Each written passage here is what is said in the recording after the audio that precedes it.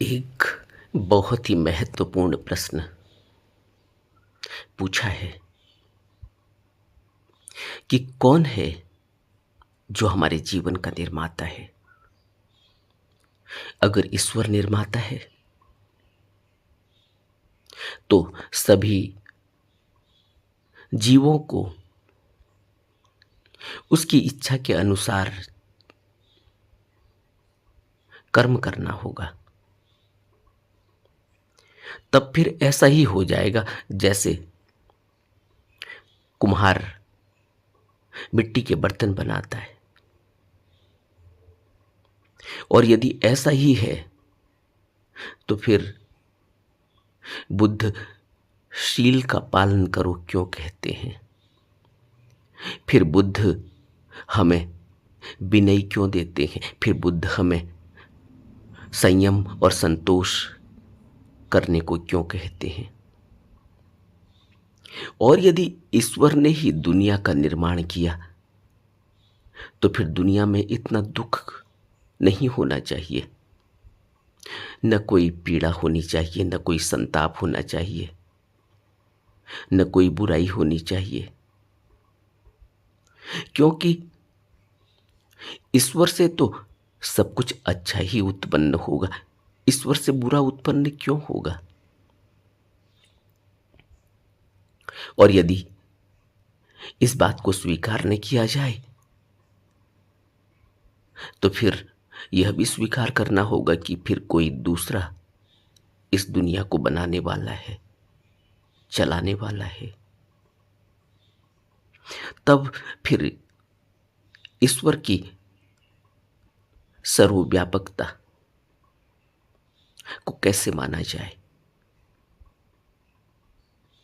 यह बातें बड़ी जटिल हैं और समझ में नहीं आती। क्या आप इनका उत्तर दे सकते हैं। यह लंबा प्रश्न है। इसके आगे भी इन्होंने कहा कि कहते हैं कि यह संसार ब्रह्म की रचना है, लेकिन जो ब्रह्म है वह नित्य है। वह कभी मरता नहीं, कभी विनष्टा नहीं, कभी खत्म नहीं होता। तो फिर जो हमेशा रहने वाला है, जो अविनाशी है, वह नाशवान शरीर की रचना, नाशवान संसार की रचना क्यों करता है, कैसे कर सकता है। हमारे आसपास में जो कुछ भी हमें दिखाई देता है वह किसी न किसी कारण से उत्पन्न हुआ है। पौधा है, पेड़ बनता है। पेड़ किसी बीज का मूल है।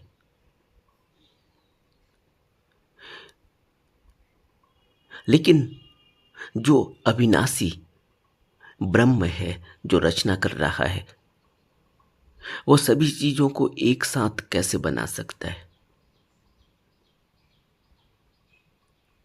सभी वस्तुएं अगर उस ब्रह्म से ही बनी हुई हैं, रची बसी हुई हैं, तो फिर निर्माणकर्ता कौन है।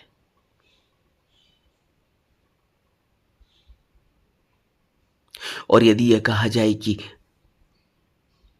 आत्मा निर्माण करता है, सच्चिद आनंद है, उसने सभी चीजों को बनाया है, तो उसने फिर बुरी चीजों को क्यों बनाया। अच्छी चीजों को ही बनाना चाहिए था। ये दुख है, दर्द है, पीड़ा है, इनके कारण क्या हैं। इनको बनाने वाली भी अगर कोई आत्मा है, कोई परमात्मा है, तो फिर उस परमात्मा को क्या कह सकते हैं, कैसे माना जा सकता है जो इतने दुख, दर्द, पीड़ा का निर्माण करता है? क्या वो दुख देने के लिए निर्माण करता है?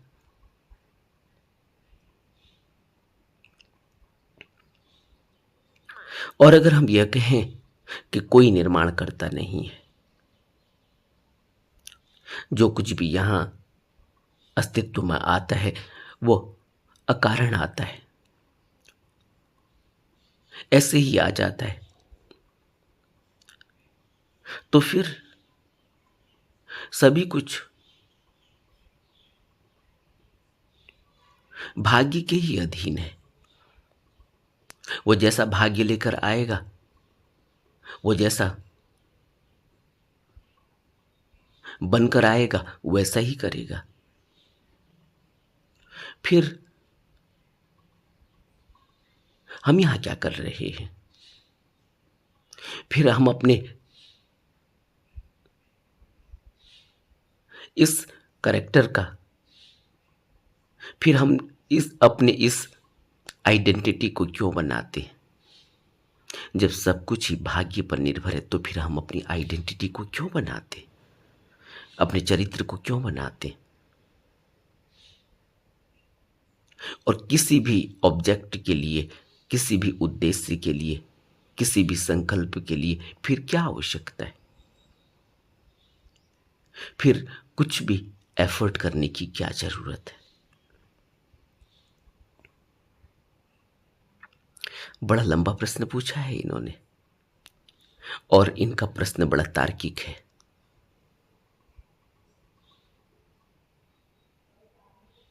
आप इस संबंध में क्या कहते हैं? अपने कमेंट्स लिख कर भेजें। क्या इनकी बातें, इनका तर्क सही है? आपकी समझ क्या है? मैं आप सभी के कमेंट्स चाहता हूं, ताकि मुझे पता चल सके कि आप क्या सोचते हैं, क्या समझ रहे हैं। आपने अब तक का अपना जीवन, जो भी उस जीवन में खोज की है, उसमें आप अब तक जीवन को क्या समझ पाए? इसलिए मैं अभी इस प्रश्न का उत्तर नहीं दे रहा हूं। तो आप जरूर इस प्रश्न पर अपने कमेंट्स लिख कर दें। मैं इस प्रश्न पर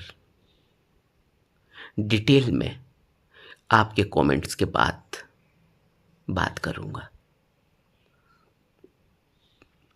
और दूसरी बात कि जो भी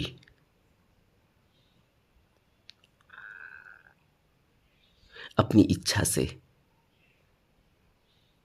इस चैनल के शुभाकांक्षी हैं, जिनको यह चैनल पसंद है, जो ये चाहते हैं कि कुछ मदद की जानी चाहिए, जिनके अंदर बार बार भाव पैदा होता है, क्योंकि कई बार इस तरह के कमेंट्स आए, इस तरह से लोगों ने अपने विचार व्यक्त किए हैं कि हम आपको,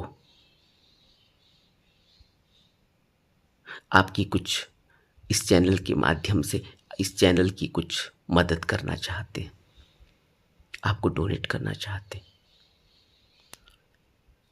इस उद्देश्य से कि आपका मन, आपका दिल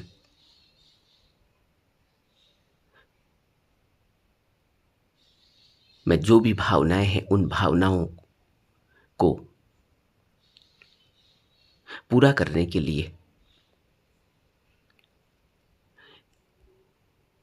इसमें मेंबरशिप